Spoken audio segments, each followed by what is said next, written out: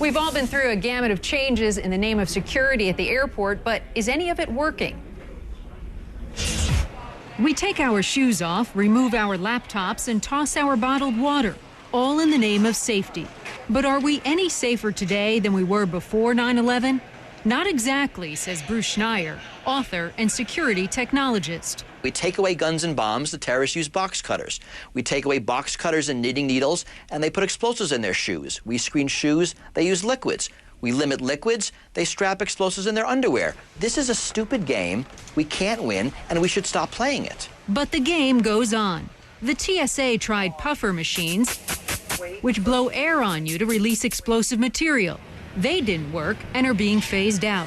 And those airport pat-downs? Any pat-down that you experience that doesn't embarrass you physically is one that's not very effective. Schneier does give metal detectors higher marks.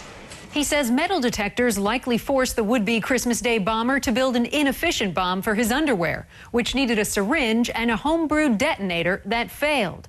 But the next guy may be better at it. Would those X-ray body scanners do the trick? It won't detect things that are not very dense, so if the explosive is spread out over a large area, maybe it's in a fabric. Like the explosive PETN sewed into underwear. For some, without a magic machine that's terrorist-proof, the answer is profiling countries and individuals. The Obama administration says now travelers from countries considered state sponsors of terrorism and other countries of interest will face extra scrutiny.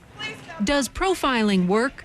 Candace DeLong was an FBI profiler for 20 years. These are things that we know have worked in the past for various law enforcement agencies in zoning in on certain people. DeLong says the answer is a combination of ethnic profiling and behavioral profiling. Someone sweating on an otherwise cool day, or a traveler avoiding eye contact. Others argue ethnic profiling makes us less safe. We do not have a perfect profile. Right? Terrorists come in all shapes and sizes. And, it's nice to say that it's Muslim men, but it isn't always. Remember the shoe bomber Richard Reed? He was British with a Jamaican background. Dirty bomb conspirator Jose Padilla was Hispanic American. A University of Texas study found that profiling high-risk categories is no better than random screening because the screeners, in effect, become blind to anyone that doesn't fit the profile.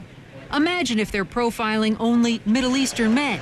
Would they even spot one of al-Qaeda's most wanted? American Adam Gaddan. And Schneier says profiling is also ineffective because terrorists learn how to beat it by picking people who don't fit the profile. People like a Nigerian with a U.S. visa, perhaps, leaving from Amsterdam.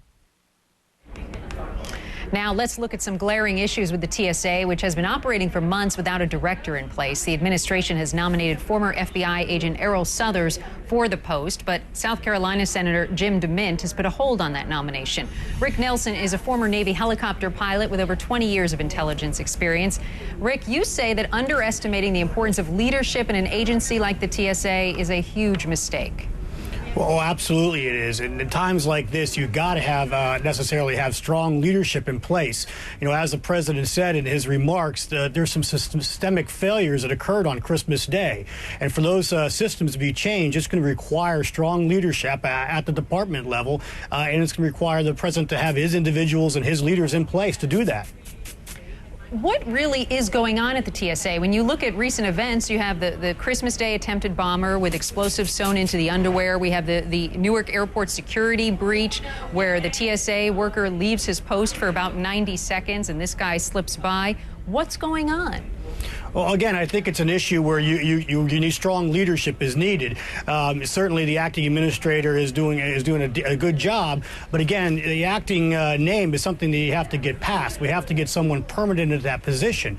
And I think anytime you politicize the national security debate, we're doing the nation a disservice here. So we need to put some leaders in place into that department, in that agency, so we can begin to address some of these issues that you just mentioned. We're talking about the confirmation of Errol Southers, which is being held up. That is President Obama's nominee to head the TSA.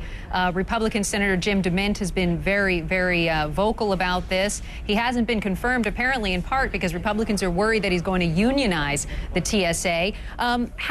have we reached the point here where politics is affecting the safety of this country? Well, absolutely, I think it is. As I said, anytime we politicize a debate, we're doing the nation a disservice. And the next administrator at TSA will be the 5th one that we've had as a nation in the last 8 years. And it's very difficult to make systemic changes to an agency like that when you keep changing leaders out. And that's something that's going to have to be addressed here, and it's going to have to be addressed soon. The president's going to have to make a decision on this candidate. What has the public lost in terms of this leadership or lack of leadership at the TSA? Well, again, you know, the acting position is a very challenging position because you know you're not permanent. So there's always some hesitancy to put into place policies or to take the agency in a direction when you know that you're not going to be there for a long period of time. So by putting permanent leadership in place, you can actually commit yourself and dedicate the organization to a directional change and the kind of systemic change that the president says is required here. Does it go beyond leadership? I mean, what does the TSA need to do to gain some ground here against the bad guys? Well, again, the TSA is an extraordinarily difficult situation, and considering all that they're up against, they actually do a very good job. What they need to do, though, is they need to get the resources to stay ahead of the terrorists, to stay out in front. The terrorism, we're always going to have terrorism, and the terrorists are always going to adapt their tactics to get around our security measures. And we cannot rely solely on TSA to keep us safe. It's going to require holistic solutions that include better intelligence sharing, improved investigative techniques, and political and congressional oversight to ensure that the TSA has everything it needs to do its job correctly. All right, Rick Nelson, we'll have to leave it there. Thank you so much. Thank you very much.